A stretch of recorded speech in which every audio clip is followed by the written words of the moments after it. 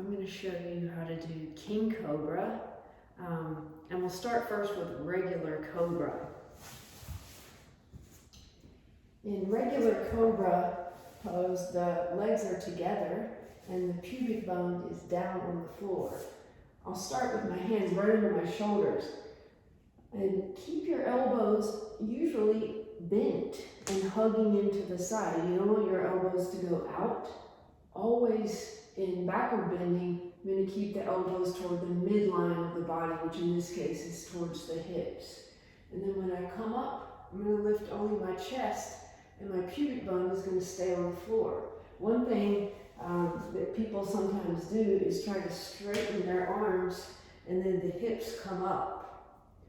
So rather, bend your elbows and let the pubic bone rest on the floor. Not only rest on the floor, but actually push into the floor. And you can do that by squeezing the gluteal muscles.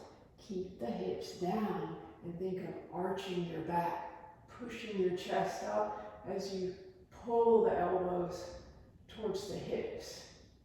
And once you get regular Cobra, you can work on King Cobra. In King Cobra, you can actually spread your knees pretty wide apart, like this, wider than the hips. And that makes it possible, unless you're very flexible, you will need to spread your knees in order to get your toes to your head. And the other thing is, you can separate your heels like this.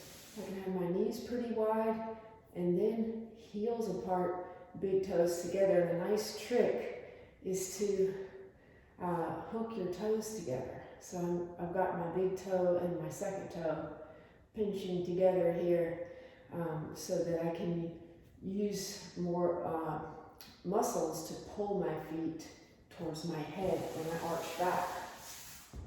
Again, in this pose, King Cobra, do not lift your hips off the floor. This is another thing I see, is people bend their knees, but the hips come up and the arms are straight.